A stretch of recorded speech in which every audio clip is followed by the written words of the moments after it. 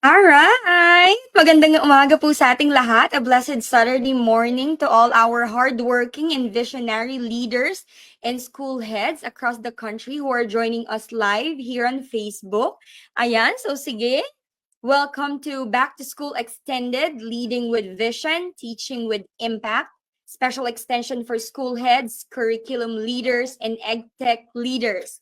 Ayan, so this session is brought to you by Tag Pros Education in support of your transition into the revised K-12 curriculum using innovative tools like Gabay, your teacher's sidekick, powered by AI. This series is all about equipping you, our education leaders, with strategies, mindsets, and tools to coach effectively. Yes, to lead with vision and integrate technology for even greater impact in your schools. Ayan. So yan ang goal natin. Mas mag-level up tayo at ang mga members natin or mga teachers natin. So, today kicks off the first of two exclusive leadership sessions, which is dated or set for August 16. This is the special session 1, which is to how to be an instructional coach, and we have the other session or the special session 2, which is on how to build your technology program. All right. So today we'll focus on the first session on how to be an instructional coach. All right. So by the end of the session today, you will be able to, of course, understand the role and mindset of an effective instructional coach in a school setting. Yan. Another is, of course, to apply coaching strategies to support teachers' professional growth and students' success. So, syempre, kailangan natin talagang mag-guide ang mga teacher natin and, of course, ma-coach sila for them to also share it to their students. Alright? Another is integrate digital tools and AI-powered solutions to enhance your coaching and leadership impact. Yeah. So we'll share you our AI tool that we are using, which is so very effective, lalo na po para sa akin. Ayan, gamit na gamit ko po yan. Later on, we'll share that to you. And of course, to foster a collaborative culture that empowers educators and drives school-wide improvement. So yan naman ang pinaka-goal talaga natin, yung ma-improve at ma-level up tayo. Alright? So, bago po tayo mag-umpisa, just a quick reminder, if you haven't created your Gabay account yet, please do so now. You'll need it for our hands-on activities later in the session.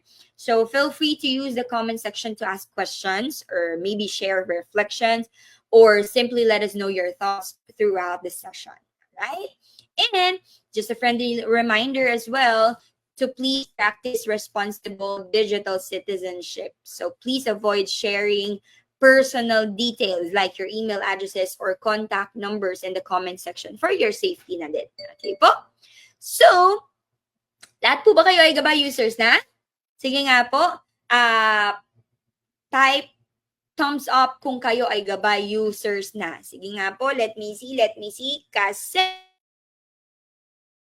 if you're already a Gabay user, subscriber, may good news po ang Gabay sa inyo, lalong-lalo na sa mga sa mga users natin. So our goal is simple.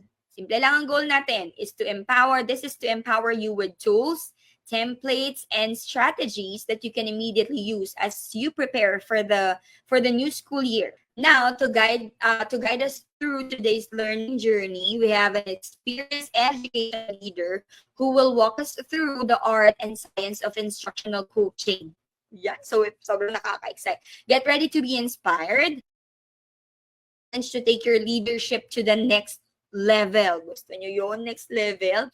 He is an award-winning Filipino educator, a school leader, an author, a digital learning consultant whose work focuses on empowering learners to become critical thinkers and agents of change through transformative education.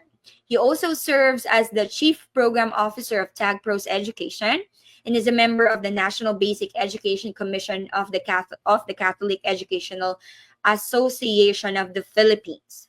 Of course, friends and fellow educators, leaders, let us all welcome Sir Francis Jim Toscano, or Sir Jim as we call him. So everyone, let's give him a virtual round of applause.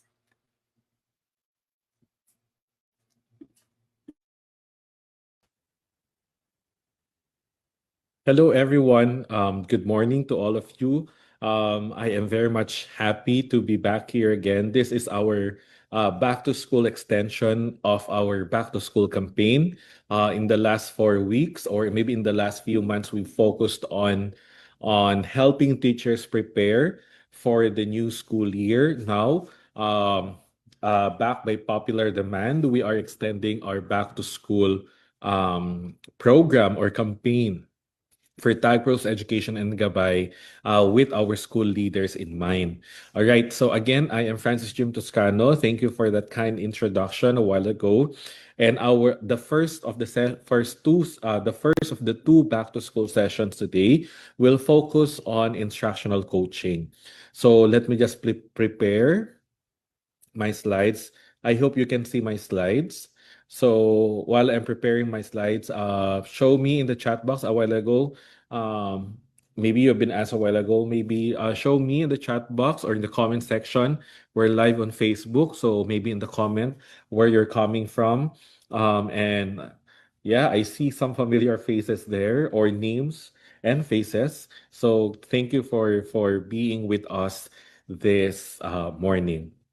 So I know that the original title that was published online is called "How to Be an Instructional Coach," but I when I was creating my own slides, creating my own um, preparing for those for this presentation.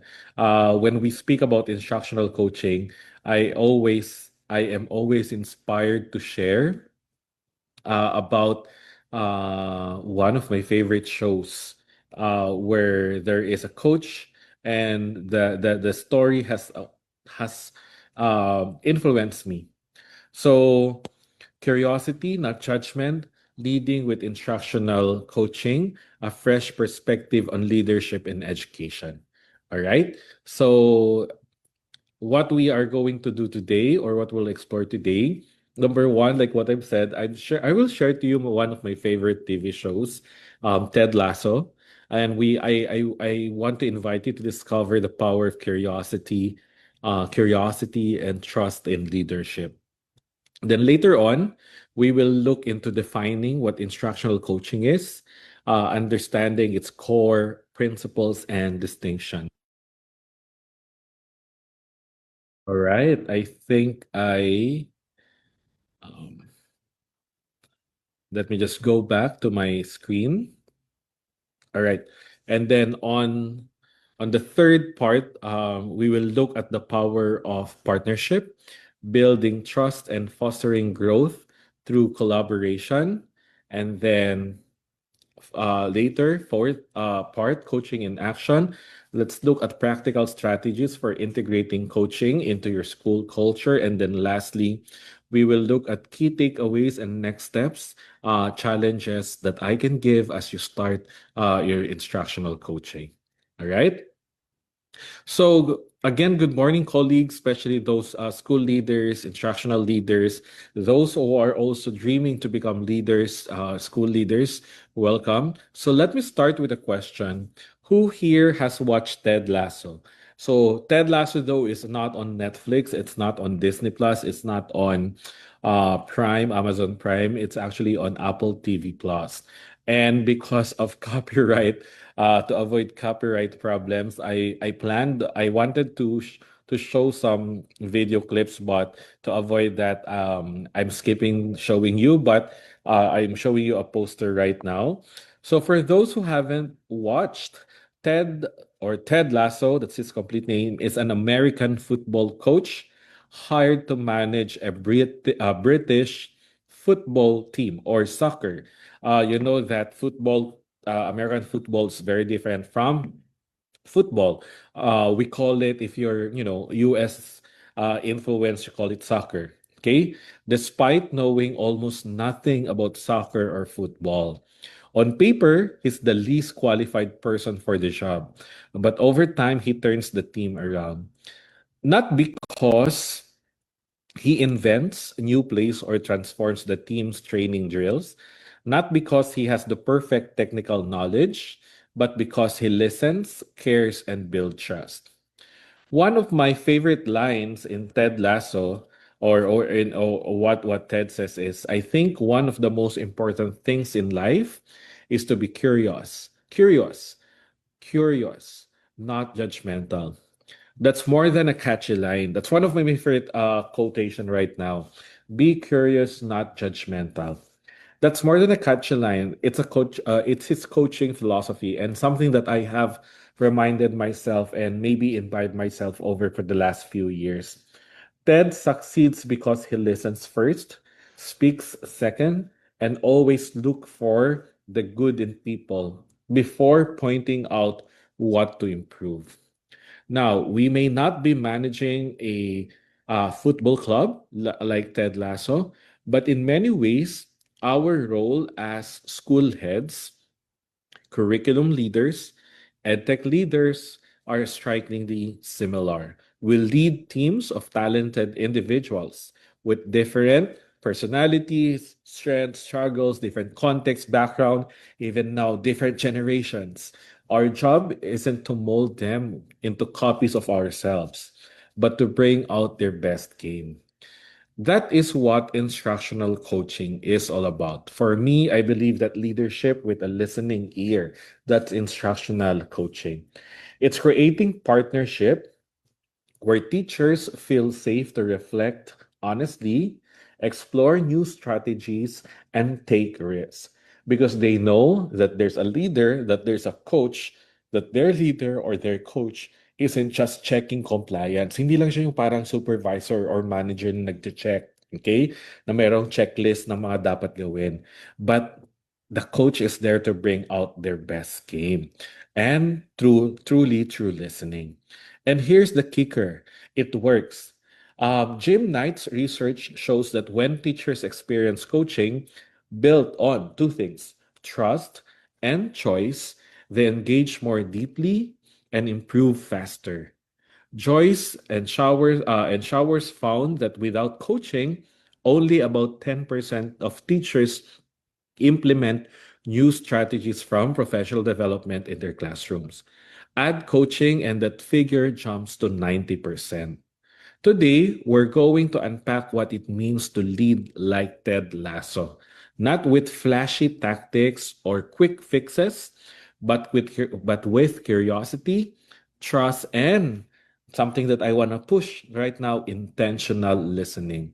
We'll look at the mindset, the process, and the skills that make instructional coaching not just an occasional practice, but part of your school's culture. Now, maybe let's start with defining uh, I apologize. This was a slide that I was talking about Jim Knight's research and Joyce and Shower's study about the importance of coaching. Now let's move on and define instructional coaching. Okay. Instructional coaching is job embedded, partnership driven approach to professional growth. Let's break that down. Job embedded because coaching happens within the space and time, the premise, the venue, the our experience of being teachers. When we do instructional coaching, it's not something outside the live experience, the life, or the happenings of the teacher at the school. It's within the job. It's job embedded. So you cannot coach a teacher without using the experience, the daily life of a teacher. You have to do instructional coaching within those lived experiences of the teacher. It's partnership driven approach, which means that coaches and teacher work together as partners to collaborate. Okay, specifically, a partnership where coaches and teachers work together to identify goals, explore strategies, and provide support until those the goals collaboratively set are met. So when we look at instructional coaching, it is also a way of capacity building.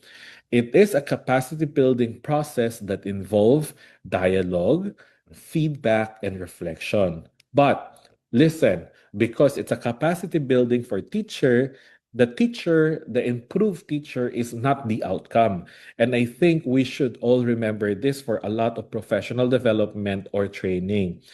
The outcome is not an improved teacher. That is just an enabling outcome.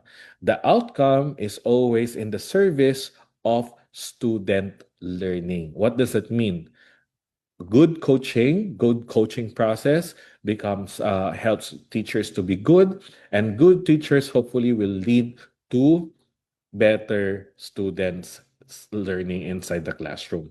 Now, let's compare. Teacher Jim is instructional coaching the same with is instructional coaching the same with mentoring, supervision, or instructional coaching. Let's try to compare the three: mentoring, supervision, and instructional coaching. All right, let me just make sure that my slide is moving. All right, so let's start on the first level. Okay. Mentoring is advising someone from experience.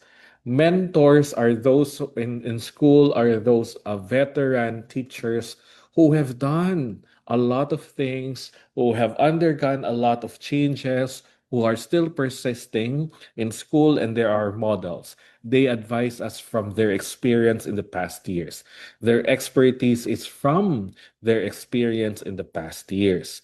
How about supervision? Supervision is compliance focused. I am a supervisor. I work as at a department chair for a department, CLE, at my school. When I supervise my teachers, I look at compliance. I see if they comply to our set standards of what is a good teacher, of what's a good lesson plan, on what's a good instruction, what's a good implementation of instructional plan, and even assessment. In instructional coaching, it's partnership focused. So the coach and the teacher, they work together. They're partners. Okay. It's not the coach who will set what the goals are. It's not the coach who will impose. It's not also only the teacher being coach that will put everything on the table and then just expect everything to happen. No, they work together. It's a collaboration. It's a partnership. Okay. Mentoring is often given to new teachers. Diba? In your school, for example, in our school, we have a classroom management mentoring program where expert classroom teachers mentor new teachers or probationary teachers to become experts in classroom management. In supervision, most of the time you would see your supervisor always referring to a standard evaluation form, like, for example, an observation form, or maybe your performance appraisal form, year-end performance appraisal form, or evaluation. In instructional teaching, the goals are set or driven by the teacher. It's not the instructional coach who will put the goal. It's the teacher who will have to make sure that they reflect on their experience, on their strengths and weaknesses, and look at themselves and say, here are my goals. It's teacher driven. And what the coach does is to help the teacher learn new skills, information, practice them, master them to achieve the set goals. Okay. And lastly, mentoring could be irregular. It does not have to be regular. Okay. Most of the time, you would see, of course, you can plan when to meet, di ba, as mentors. But most of the time, based on my experience, when I was mentoring when I'm mentoring, the teacher and I do not really plan things together. Most of the time, if the teacher is experiencing a challenge, they would just come to me and say, "Excuse me, Teacher Jim, do you have time? I have something to ask you, and maybe you can help me understand this better." So sometimes it's irregular. Sometimes it's brought upon by an emergency situation, or maybe something that is not set in terms of calendar. In supervision, it's judgments based. So in the end, your supervisor will have to make an evaluation. They will have to make judgment your performance vis-a-vis your standard forms for using the observation, or maybe used for appraising or helping teachers. Okay? And then, of course, instructional coaching. The beauty of instructional coaching is it's evidence informed. So you look at your data, you reflect on what happened, the artifacts, you look at your lesson plan. Your coach may even observe you. So in Xavier, there's classroom management mentoring where the coach would go inside the classroom and they would do a lot of coaching as well based on their experience. And it's ongoing. You work together. There's a cycle. There's a cycle. You set goals. You work together to plan on how to set those goals. You look at actionable things that you can do, reflect, implement, reflect, and then see. It's a cycle. Okay. That's why it's ongoing. So in the end, coaching creates a dynamic, supportive, and environment for continuous improvement. I think that is one thing that we need to understand. Coaching is an effective way to build capacity in our teachers because its aim is for continuous improvement. Let's review what are the core principles of coaching. Okay, the core principles of coaching looks into 5 areas. Number 1, equality. Second is choice. Third is voice, dialogue, and reflection. Okay, what does this each of the core principles would tell us? The core principle number 1 of equality says that teacher's voice is as important as the leader's or the coach's voice. So it's partnership, it's collaboration. So dapat there's equal footing. Even if you see that my coach is better than me in a way, or he's the expert between the two of us, eh, but for the dialogue to happen, you need to recognize that each of your voice are as equal as the other because it's a partnership. You work together. Okay? Choice. Teachers decide what they want to work on. Kasi this is teacher driven. So what are the immediate goals of the teacher? What are those goals that the teacher would want to immediately improve on? It's not the coach who will do that, because the coach will have to believe and defer and trust that the teacher whom they are coaching would know what is immediate important for them. Okay? The third principle of coaching, voice. Teacher should own the conversation. So the coach is there to listen. And for the teacher, the whole conversation, the whole coaching, we should have the teacher sharing, making ownership of the experience of the coaching. So hindi dapat si coach yung nagsasalita, daldal ng daldal. Dapat yung kino-coach natin kasi yung experience nila yung sinishare nila. Makikinig tayo at tutulungan natin sila through questions, through proper questions on how they would look into their own problems, their goals, and even look for ways to answers. Okay? Dialogue. Coaching is a two-way street. Hindi po lang siya si teacher nagrarant. Pwede kasing si teacher magrarant lang sa'yo. Para kang how do you call that? Para kang psychiatrist ba or psychologist na nakikinig lang, or therapist pala? No. Okay? It's a dialogue. So you listen, the coach listens, the coach also talks. Okay? Hindi rin pwedeng si teacher ang hindi rin pwedeng si coach ang dada ng dada. Okay? Makikinig ka, hindi ka mag-i-impose ng sarili mong experience. Hindi mo pwedeng sabihin na, kasi nung time ko, ganito, ganito, ganyan, ganyan. So, don't invalidate, di ba? Kasi yung experience, yung source, yung experience yung magiging important. And then, of course, reflection. Okay? So, teachers discover their own solutions. Coaches can help lay down the cards. You can do that. Show options. Kasi may wisdom din ka naman. But here's the thing. Do not make decisions for the teacher. They have to make decisions for the teacher. They will have to decide which will best fit for their classes and their students kasi sila yung nakakakilala sa mga students nila. So do not impose, coaches, but just give ideas. Just make sure that they understand everything. They have to look for the solutions by themselves. It gives them ownership. So what's the Ted Lasso tie-in here? Again, I told you, no, hindi ko naman tinago. I love Ted Lasso.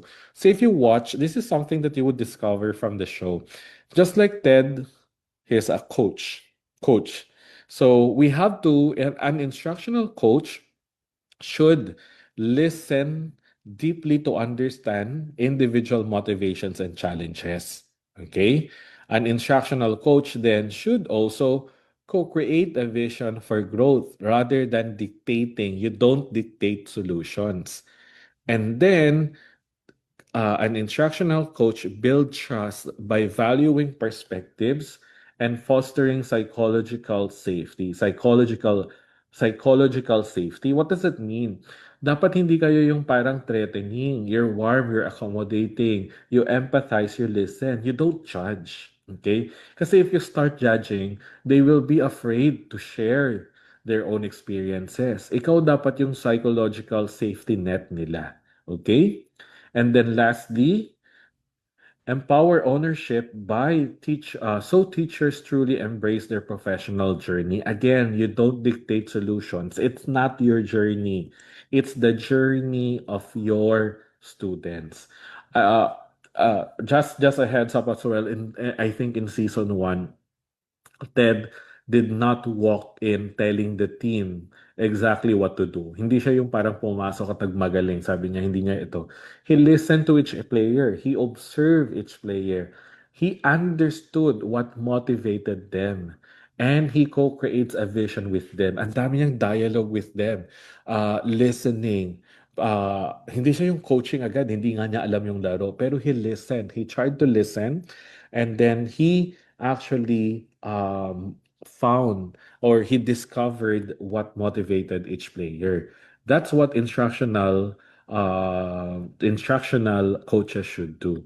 So in the end, personally, as instructional coaches, we should cultivate a culture of curiosity. What does that mean? When we embrace instructional coaching, we want to transform our school's approach to professional growth.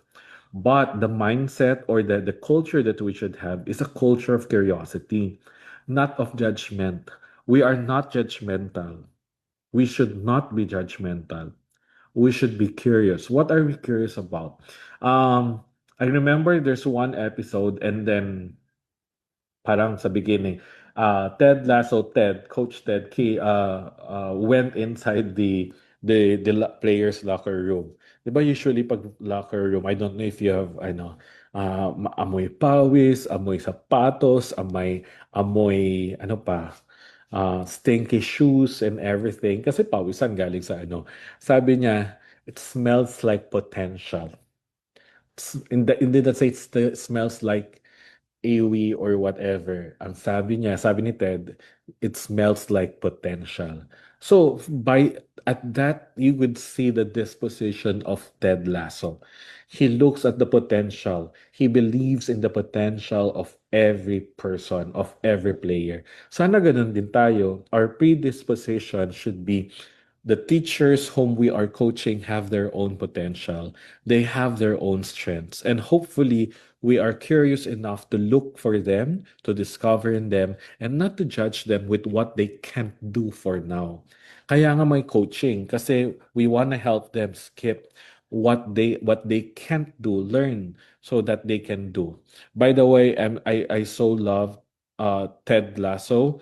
My my my How do you call that? It's Believe. I will show you later. This is my um how do you call it? Wallpaper. Believe. I will show you how it connects later.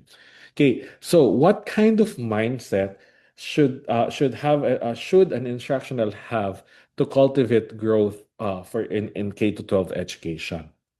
I think it's important to understand that before strategies and processes, effective coaching begins with the right mindset. Di ba? Sabi nga sa TikTok, mindset ba mindset. Okay? From Aguilar's transformational coaching, we will look at to know for from Aguilar's transformational coaching, curiosity over judgment. We ask what's going on here instead of asking why isn't this working. So we believe in everyone's potential. We see growth as possible for every teacher. There's an empathic presence. What does it mean? We listen to understand, not to respond. Take note of a listen to understand, not to respond. Jim Knight adds humility.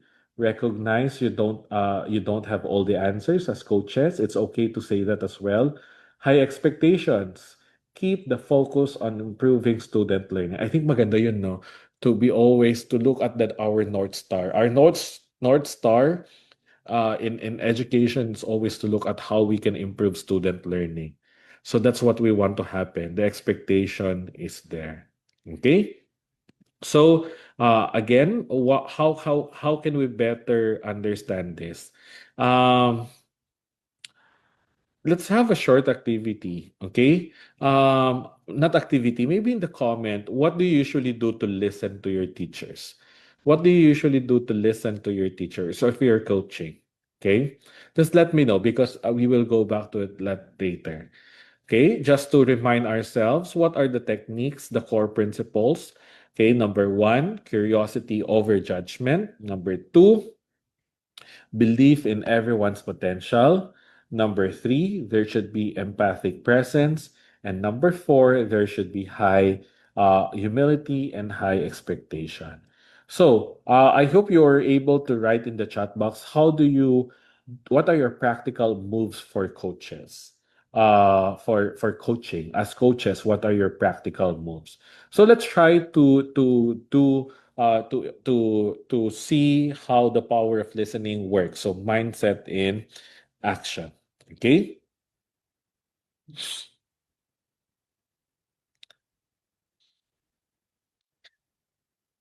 Active empathic listening is the cornerstone of trust building and effective coaching conversations. These simple yet profound practices can transform your interaction. So, sabi ko nga, ano yung pwedeng, the importance of power of listening? Um, Empathy is there. Empathy, really. You listen to understand, not to respond. So, what are the practical moves for coaches that I can share? Number one, when you listen, you have to wait for 3 to 5 seconds before you respond. So that means wait 3 to 5 seconds after a teacher speaks before responding. That gives them the idea or the visual cue that you are actually listening to them, that you are intentionally or intently listening to them. The next one is when you speak, you try to paraphrase what you heard. You can always say, you said a while ago that blah blah blah blah, that you did this and then you also did this. So when you do that, you're actually telling the teacher, I listened to you and I'm trying to repeat. You know what? It's also good to paraphrase. You know why? So that you can check if you misunderstood something. So paraphrasing is helpful so that you can tell the teacher or show the teacher that I'm listening intently to you. But at the same time, it's also a technique for you to check if you actually heard them properly. Sometimes, and I've done that. Sometimes I misinterpret some things, or maybe I misheard some things. So what I would usually do is paraphrasing or repeating what they said as confirmation. And I would say, am I correct when you said this and you said this?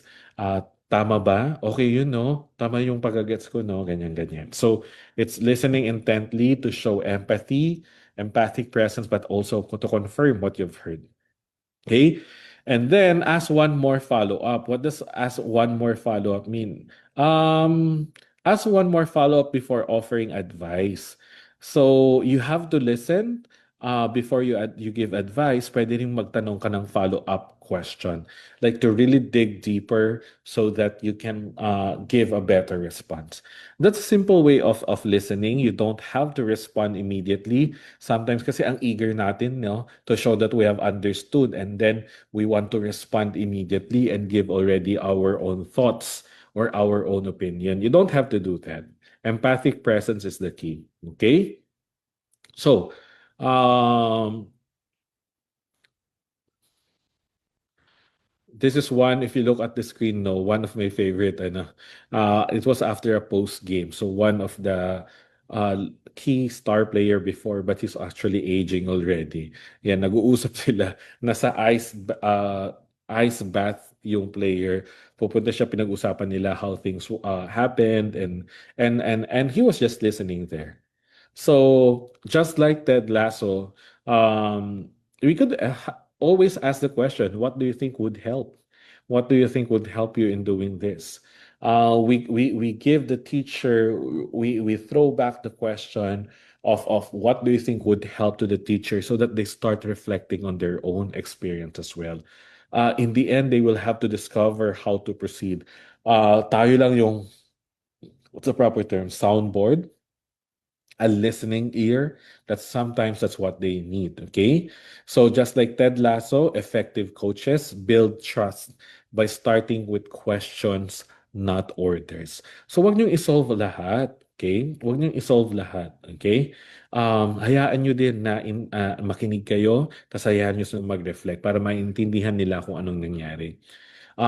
When you ask question, this fosters a collaborative environment where teachers feel valued and important. Okay? So for example, what else could you do? I think your language matters as well. Pag nagko-coach kayo, language matters. Your language should not reflect judgment or evaluation. Halimbawa, kasi yung ginawa mo to, feeling ko dapat ito yung ginawa mo, hindi dapat ganito. Mas okay sana yung mga bata, mas tahimik sila kung ganito yung ginawa mo. So in coaching, you're not evaluating, you're not supervising, you're actually helping them realize what they've done. Okay, make them reflect.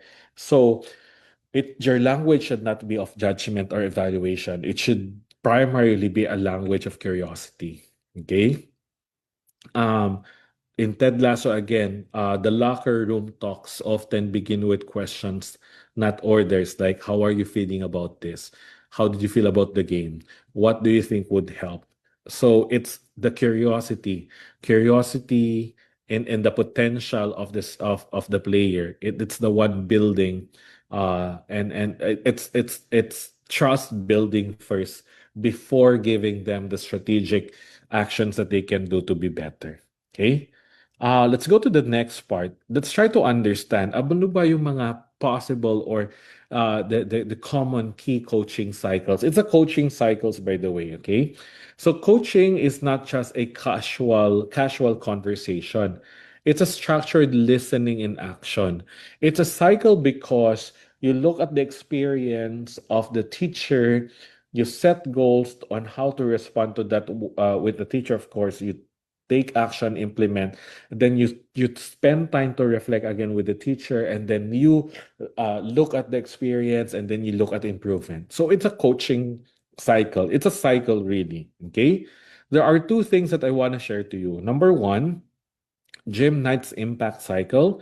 It focuses on student-focused goals, collaborative learning, and implementation. So tatlo yung impact cycle ng Gym Knight. Number one, identify. Number two, learn. Number three, improve. So in identify, you listen. As a coach, you listen and gather evidence to define a student-focused goal. And then you explore strategies together, model or co-plan the lesson. And then, of course, you implement, you help, observe, adjust based on real-time feedback. So it's very much focused, no? In Gym Night, the focus really is, if I want this teacher to be better, how would this translate to student focus, student learning goals? So very, very, very clear. Identify, learn, and improve. Okay? Elena Aguilar's transformational cycle. In Elena Aguilar's transformational cycle, it emphasizes reflection, evidence gathering, and sustainability through a clear sequence. So it starts with pre observation, conversation to set context and focus, and then there's observation, gather descriptive evidence of practice, and there's debriefing, teacher reflection first, then collaborative analysis together, and then follow up for ongoing support and sustainability practices. So yun yung let's try to look at this one, no? Um, conversation, look at the cycle. There's pre-observation, you look at the context, you set the focus together, and then the teacher welcomes the coach, observation. Let's gather evidence of practice. How did you implement this? How did you work together? Ano ba yung nangyari? Okay? So it's evidence-based. You look at everything. And then you debrief. And then after the observation, there's teacher reflection. Si teacher first ang reflect, and then collaborative analysis of what happened, and then after that, follow up for ongoing support and sustainability of new practices. So meaning, improve pa ninyo kung ano yung mangyari. So it's a cycle. Okay. Now, my interest is try to look at how Ted is doing, Ted Lasso. So I want to introduce the idea of the listening-centered coaching cycle. You can always do the other coaching cycles that you have, but for this, I'm very inspired to share or to look at what Ted is doing, which is to primarily start with listening. So how do we establish that? Number one, okay, establish partnership.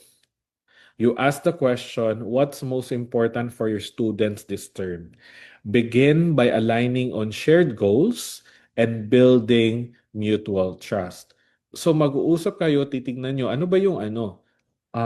The question should be, what's the most important for your student this term? You focus that what you're going to do is not just to improve the teacher to be better, to be a better teacher, but for him or her to be better so that the students will be better as well. So align shared goals and then build mutual trust. Some coaches as well, some coaches also share their deep experience and say, nung teacher din ako, ganyan din yung ginagawa ko. Pero I learned from my own experiences, ganito, ganyan. So show a little vulnerability. Hindi mo kailangang ipakitang perfect ka. Wala naman kasing perfect, di ba?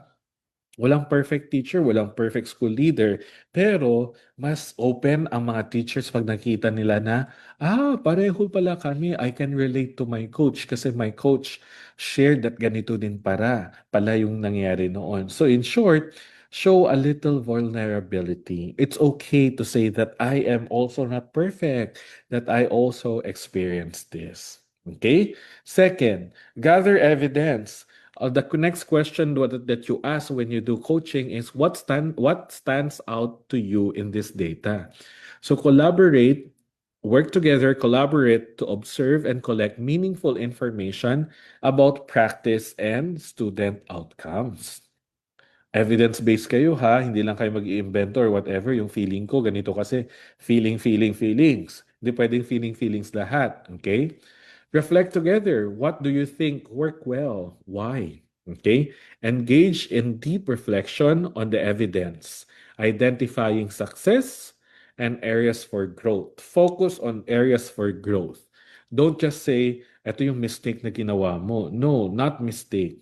Focus on how what they were not able to do could reframe it as areas for growth. Okay? Number 4, plan and commit. What's one small change you'd like to try? That's the question that you will ask. Co-create actionable steps that are manageable and impactful. I think the main concern at the beginning of coaching is that we might see a lot because we are all experts. We have the temptation to say, ang dami niyang kailangang ayusin. Paano kaya to? Ang dami, ma-overwhelm yan, lalo pag bago yung teacher or young teacher.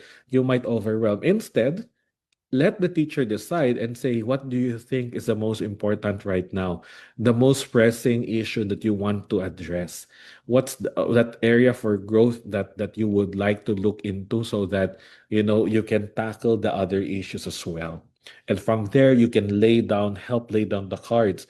Ano kayong pwede nating gawin? Kung magtatanong siya ng advice, don't be afraid to share your experience. But do it one step at a time. Hindi kailangang madalian. Hindi pwedeng kailangan expert teacher na siya after 1 week. No.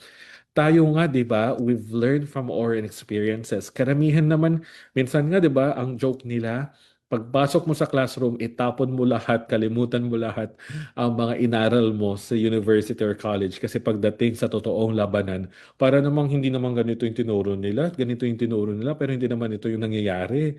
Di ba? All those kinds of observations. So, yan, one step at a time. Hindi po pabilisan. Okay? But we need to be mindful. And then, follow up and celebrate. It's a coaching cycle. Huwag niyo silang iwan and say, natulungan na kita, bahala ka na sa implementation mo ha. Good luck, God bless. Okay? Fighting. Hindi pwedeng ganon. Okay, you ask the question, you meet together and ask, what's different since last time? Okay, provide ongoing support. Celebrate progress. Dapat may makita ka na progress sa teacher and sustain the momentum.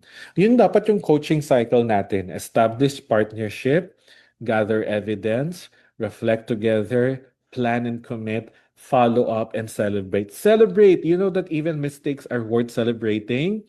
'Di ba? Paano ka ba natuto in life? Paano ka naging mas magaling na ikaw? Paano ka naging expert on your level? You learn from your mistake, 'di ba? You learn from your mistakes. Okay?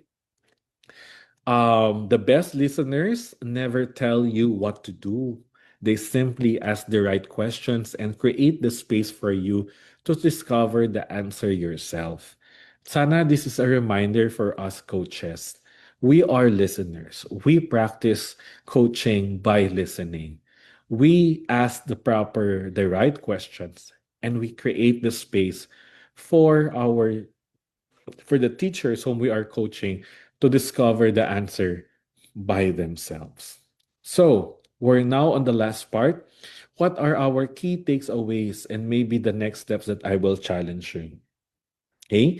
Cultivating an effective coaching mindset and mastering structured listening are transformational for both coaches and the teachers they support. It's also a learning experience for you, coaches. It's not just your teachers that you are coaching. So, three things that I want to share, or maybe a summary or three takeaways that I want you to have. Number one, mindset matters. Prioritize curiosity in your mind, belief in potential, and empathic presence. Huwag kayong strategy agad. Have that kind of mindset, curiosity, potential, empathic presence. And then you have to listen deeply. Practice deliberate pauses, paraphrasing, and follow up questions to truly hear and understand.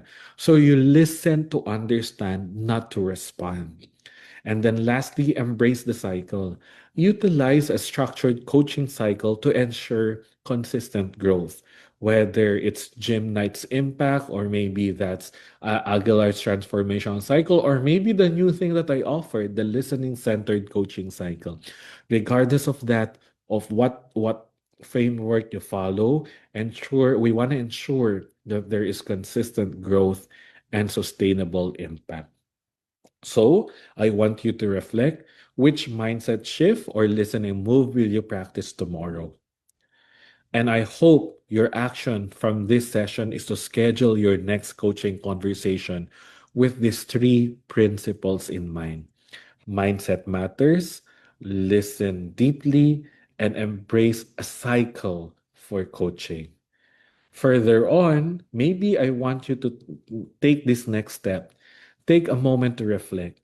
Who will be the first teacher you have a listening centered coaching conversation within the next 2 weeks? What will your opening question be?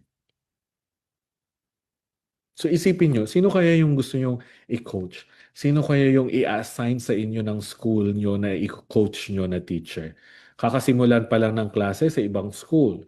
So for sure, even those who started last June, for sure, you're assigning coaches already. So will you practice a listening-centered coaching conversation? Will you enhance your mindset first? And what will be your opening question? So remember, leadership with a listening ear doesn't mean stepping back from leading. It means leading in a way that builds trust, sparks reflection, and even inspires action. So I want to leave you with this reminder. Look at the picture, believe. That's what, if I remember what I've showed you, this is my wallpaper. I love the show so much. This is my wallpaper. Believe. It's the one. So what Ted Lasso posted was that they have to believe in believe. When they're losing, they have to hope, but they have to believe that they can do better. They have to believe in themselves. They have to believe in their potential. So I want to leave you with this. Every teacher deserves a coach. In your school, you can be that coach who believes in the potential of everyone, who believes in the importance of listening, and who practices a coaching cycle to sustain growth for the school. So that's it, everyone. Thank you, everyone, for listening to me. I will be now entertaining some questions on our presentation. Thank you, everyone, and have a great morning.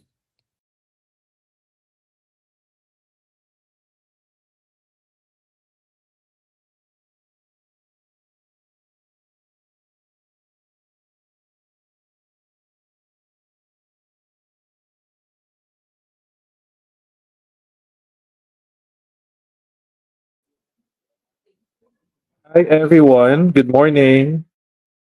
I'm not sure if you can hear me well.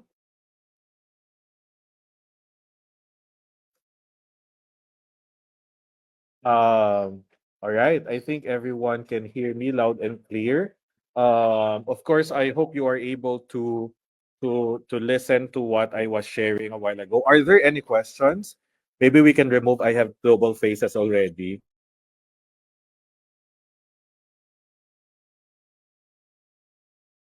All right. Type in your questions and type in your questions and maybe your comments. So from Teacher Mary, thank you for this wonderful insight, loud and clear.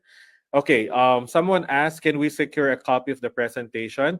Okay, I can share my presentation, and I will make sure to work with the Tag Pros staff so that we can share the presentation with those. But I think the main way to share that will just be through the evaluation. So we will send it via email. All right. Thank you, everyone, for the nice comments. All right, maybe a question now. Let's see. Let's try to look. How many times should instructional coaching be done? Okay. Actually, wala namang sinasabi na specific time or how many times you would do. Um, Based on experience, I would try to have instructional coaching once per unit. Yung once per unit na yon, it's a cycle as well. So depende sa cycle ninyo, pwedeng twice or thrice at times kayo mag-meet during the instructional coaching time. Because remember, it's a cycle. So yun yung titingnan natin. Because it's a cycle, then you must need to make sure that you follow through. But I need you to be realistic as well. Kung sobrang dami po kayong ginagawa, you might need to be intentional with your schedule as well. So wala pong specific time.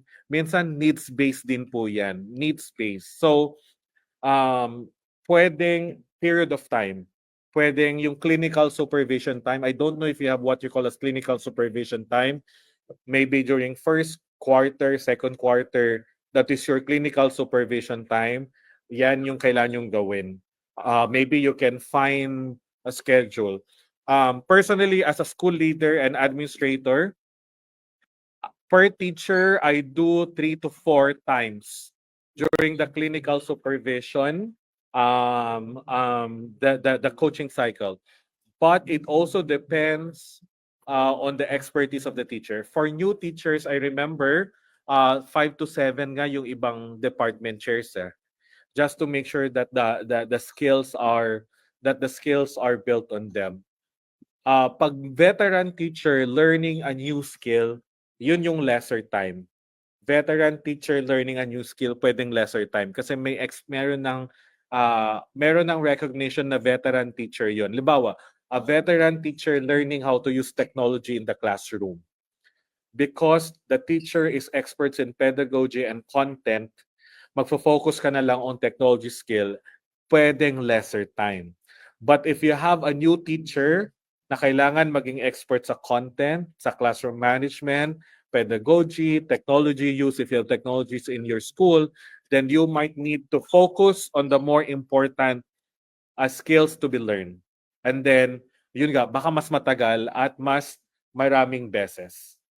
Alright? So yun sana, walang definite time, needs-based, and according to your student, according to that teacher's level of expertise.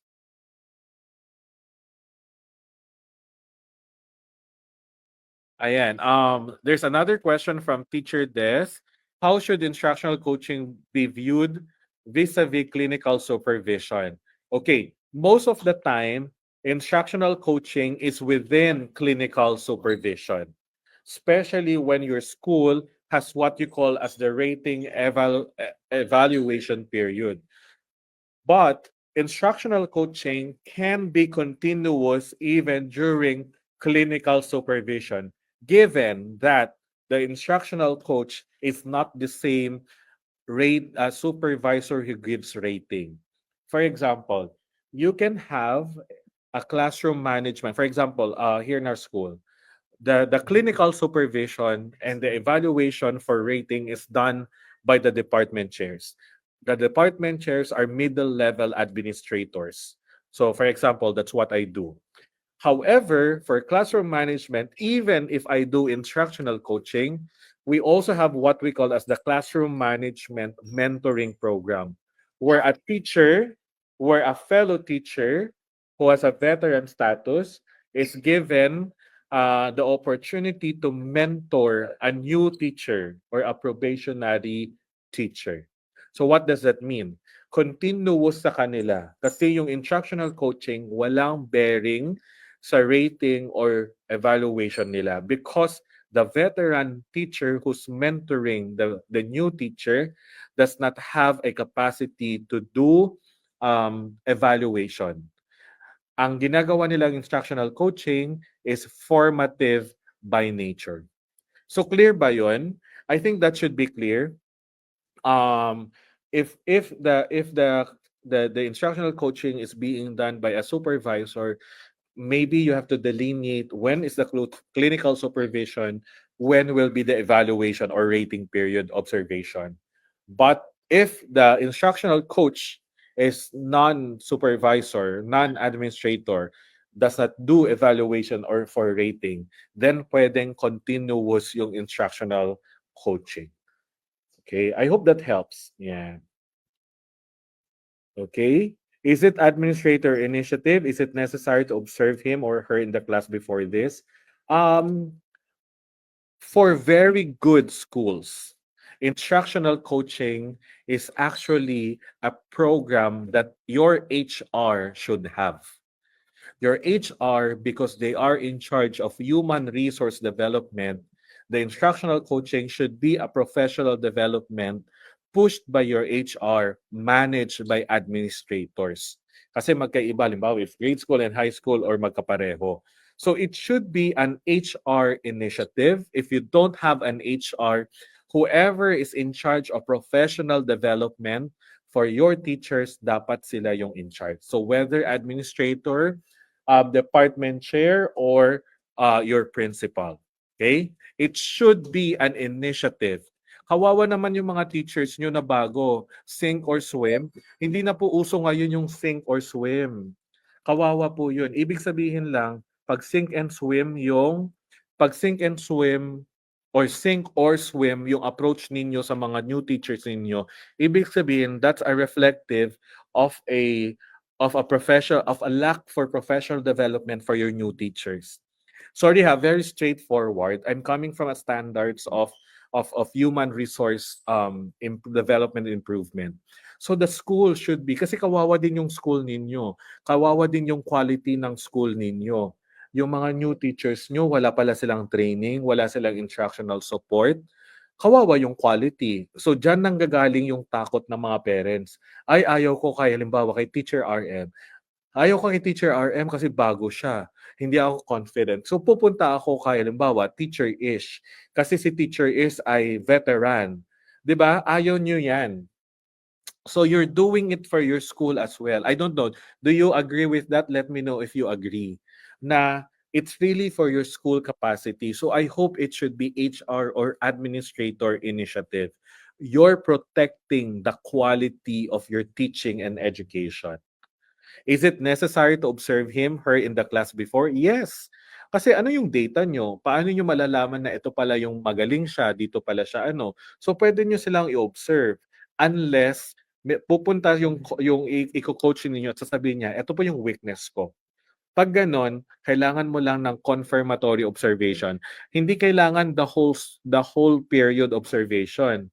Dapat may pop-in kayo. Alam niyo yung pop-in? You just go there for 10 minutes, zoom in to what you want to expect. Like what I've said kasi, ang temptation kasi is sobrang tingnan natin lahat, 'di ba, ng areas. Hindi kailangan pag coaching mag-focus ka on certain skill. Ayan, sabi ni Teacher Alona, agree. Kaya nga 'di ba, hindi na uso dapat yung sink or swim. Yung sink or swim, sobrang traditional na mindset 'yan. Kung sink or swim yung approach ninyo sa mga new teachers ninyo, good luck sa quality of education and teaching ninyo. Hindi lahat kasi ng mga naha-hire natin alam na yung mga processes and ways and philosophies of our school. Magkaiba 'yan kasi generic ang teaching sa higher education for teacher education institution. But if your school believes in a different philosophy, you have a certain spirituality, introduce yung mga teachers niyo the way of doing things, 'di ba? So it's a way for you to protect the quality of your teaching. Okay, what else? What strategies can help closed teachers see the value of coaching without making them feel pressured? Depende sa culture ninyo. Alam nyo ba something that I don't really understand? Ang teachers sa Philippines, lalo, sorry just to be honest, especially in the public school sector, bakit takot na takot sa observation? Can you confirm, not just in public school but even in private school, can you try to confirm in the comment section, bakit takot na takot ang mga teachers sa observation? Di ba yung observation kailangan yan to build capacity. Instructional coaching needs observation. So what strategies can help close teachers, saradong teacher, see the value of without making them feel pressured? Because it's not for us, it's for them. They need to realize that they can become better if other people look at them. Kaya nga may standards. Lahat ba ng mga teachers excellent agad? I don't believe. Ako nga nung bago akong teacher, feeling ko hindi ako magaling kasi nakikita ko, to be honest, that there were better teachers than me. Kailangan ma-realize niyan.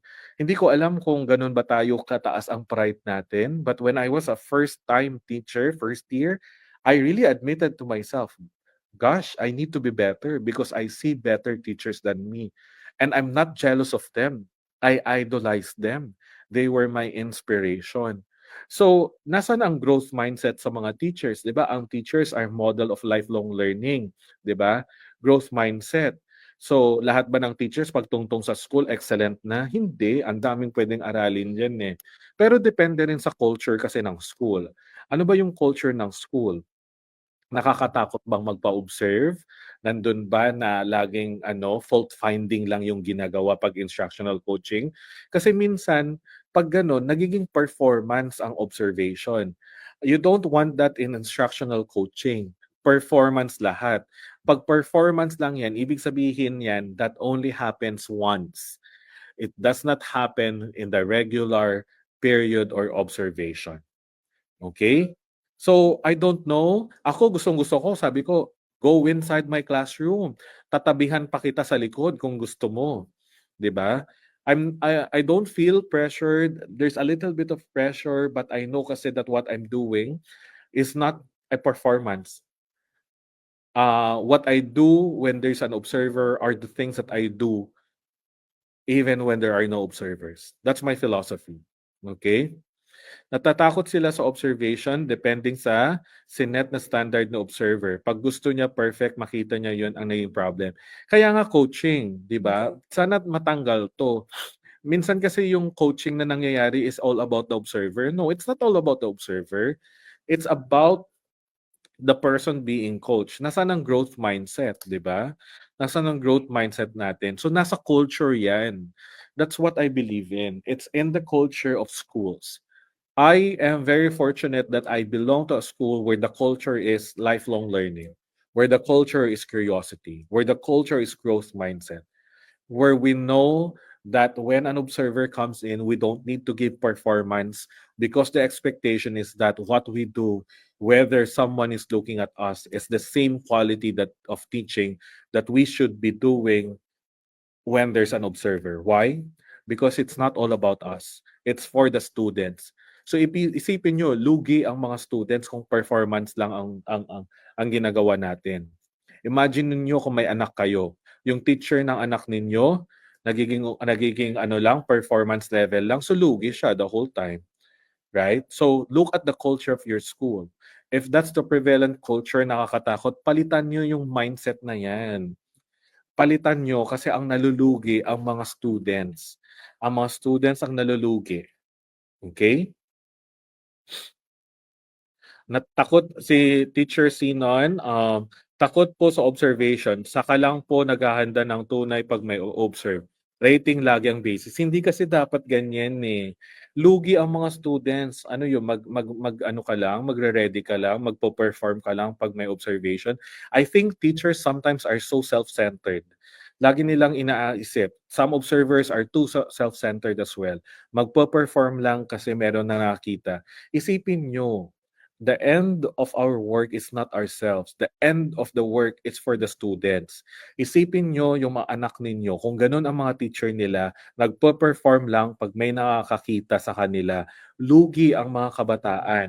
Kaya minsan, wag nating sisihin ang ibang tao kung bakit ganito ang estado ng education natin. Minsan, bumalik tayo sa quality.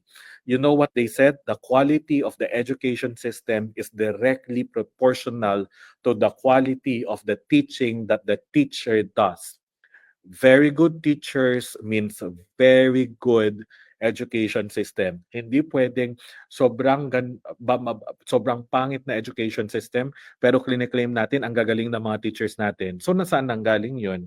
No, hindi pwedeng ganon. The quality of teaching is proportional to the quality of education system. Of course, there are other factors that affect that. Pero minsan kasi, kailangan din nating aminin na meron tayong ginagawa sa school system natin na hindi nakakatulong sa mga kabataan. Parang yan, magpo-perform ka lang, gagandahan mo lang yung pagtuturo pag may observer. Paano pag walang observer? 'Di ba? Sinong lugi? Kung ganyan ang teacher ng anak ko, talagang mainis din ako sa parent. Lugi kami eh, 'di ba? Performance level pala. Performance level, fake 'yun. How do we ensure that the quality is there? Sorry, I have a very straightforward with this, but we need to hear this kasi most of the time we point fingers, 'di ba? We blame others. Okay? There's a question from Teacher Jerry. I supervise 17 teachers in our department. Since we have two highly proficient teachers, they have their assignment to suspect. Though performance monitoring and coaching, they can provide technical assistance. In this case, would it be fine if my role as their department head focuses on building their transformational leadership skills instead of curriculum assessment and the like?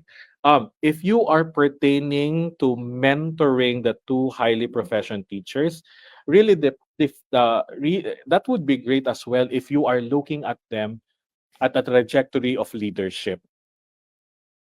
But if they are already experts on curriculum and assessment, pwedeng hindi mo na i-mentor sila. But if you want to mentor them for leadership skills, okay lang din. But how do you do that? And how do you make sure that that is aligned to what they're doing? Um, I'm just very careful with this because the public schools has a different way of professional. Sorry, natatakpan kasi yung mukha ko. Hindi ako maka-concentrate. Pwede bang pagbalik na rin? Mas malaki yung mukha ko kaysa sa Q&A. Can we do that? Um, or just remove Q&A. Ayan. Malaki pa rin yung ano. Anyway, so yan. How do we do that ba? Depende kasi for public schools you have a trajectory of how you would move forward, 'di ba? May preparation kung magiging administrator ka ba or magiging ano. So you can do that. In some private schools kasi dual ang development. Instructional, pwede din yung tawag nila yung leadership. So yes, you can if they are already highly proficient with the thing that they do inside the classroom. But if they're not very good with the thing that they do in the classroom, huwag mo silang bigyan ng leadership. They were not hired to be leaders first. They were hired to be teachers first. All right. Teacher RJ Apostol. And how can I apply one of the principles explained? If there are teachers who don't know how to listen when you teach them or giving coach, the burden is on you, RJ. How do you coach? What is your style? What is your style ba? Baka nakakatakot ka din kasing magsalita sa kanila. Kailangan mong invite. The burden of giving the message is on the messenger. So pag mga bata minsan ginagandahan natin, meron tayong reward system. Now, ano yung gagawin nyo for that? There are two options eh. Kasi if the teachers are not listening to you, number one, how is this affecting them? Kailangan nilang makita na sa performance nila, meron silang room for improvement. And then you ask them, why are you not listening to me? You don't recognize my role? If they don't recognize your role, bakit? 'Di ba? They don't respect you. Minsan madaming rason 'yan eh, maraming rason. So if they don't want to listen to you, do they recognize you as a supervisor? Okay? If they don't recognize you as a supervisor, bakit kaya? Tanungin natin. Tapos, be on a professional level. You tell them, I'm your supervisor, you're supposed to listen to me. That is part of your job. Minsan kasi ang hirap eh. Depende kasi sa performance appraisal ninyo eh. I don't know, Teacher RJ, if you are on DepEd or if you are in a private school. In private schools kasi, kasama sa performance appraisal ng mga teacher ang character. So in our school, hindi lang competence. We look at you at your character. What's your professional relationship with your supervisor, with other teachers, with your students and parents? I'm not quite sure kung merong ganyan sa public school. Kasi doon dapat babalikan nyo ano ang sinasabi ng private ng performance appraisal nyo with regard to supervision. In private schools, that's very clear. You have to listen to your supervisor. You have to make sure that you are listening to to your supervisor. I'm not quite sure if that is something that is in DepEd, if you are in DepEd. Kaya sinasabi ko, 'di ba, may difference sa school culture. Sa school culture nagbabago and the processes. Okay? So yung pakikinig, kailangan i-convince sila na makinig sila. Alright? Okay, Teacher Mary, I think this is the last question that we have here. What tools do you consider effective for assessing teacher practice fairly and constructively? Well, you go back to your own performance appraisal. Meron ba kayong observation form? Yun yung mga observation form. Tingnan ninyo yung observation form ninyo. Yun dapat yung may standards. Dapat nag-set yung HR ninyo. Kung walang HR, kung ano yung equivalent ng HR, dapat may observation form kayo. May checklist kayo kung ano ang description ng magaling na teacher. Okay? You go back to that. Kung wala kayong performance appraisal, dapat meron. How do you engage? How do you evaluate your your teachers? Right? So, yeah. You have to make sure there's no other tool. You go back to your own performance appraisal, you go back to your observation form appraisal. Ano yung tawag doon? Observation form. Okay? Lastly, Teacher Sinon, maybe I want to pick this up, no? The highest criteria, which is the attitude. Yes, attitude matters. Professional attitude matters. Sana wag nating kalimutan na mga teachers tayo. You were all professionals. So very interesting lang that a lot of the instructional coaching will just come from the disposition of the student, of the teacher being coached. So yun, let's pray for one another. I hope we have that character, openness to learn. Kung hindi nakikita ng teacher na kailangan niyang mag-improve, siguro, kailangan kausapin si teacher at ipa-realize na lahat tayo kailangan matuto, kailangan may improvement. So, yun. Okay? There's one more question, no, from Hermaine. I do believe that fraternal relationship with our teachers can help them. Yes, very good. Fraternal relationship is it's the key word as well. Trust, di ba? Building trust. Building trust. Ang sabi nga nila, when you give feedback to a person, they will only matter if they know that you are giving the feedback with the intention to help them be better. Again, I'll repeat. For a person, a feedback matters. They will listen to your feedback if they know that the intention that you have in giving them feedback is to help them be better. Pero kung ang intention mo para magbigay ng feedback para i-down sila, hilain silang pababa, I don't think they would listen to you.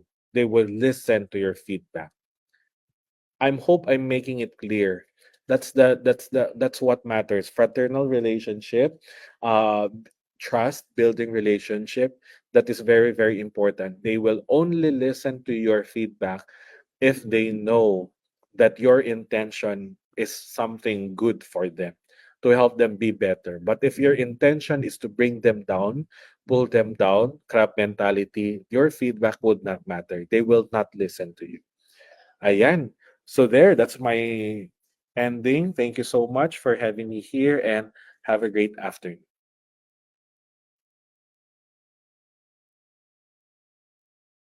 Jim, and of course, thank you so much everyone who sent their question and comments. Of course, your engagements make this session even more meaningful. Thank you so much, Sir Jim, for generously sharing your time and expertise, and of course, your wisdom with us today. Grabe no, napaka sarap pag-usapan ng topic about coaching, about leadership, and we'll have so much of that sa mga sessions pa natin. So, again, let's give Sir Jim a word of applause. Yan. Thank you so much. Okay, so before we officially close, we have three quick reminders, important reminders. First, we kindly ask all participants to take a moment to answer our post-training evaluation form. This will only take about 2 to 3 minutes, and your feedback is very important to help us improve our future sessions. So the evaluation link is now in the comment section. Please make sure to complete the form to receive your certificate of participation. And please give us 2 to 3 weeks to review all submissions. And your digital certificate will be emailed to you once the verification is complete.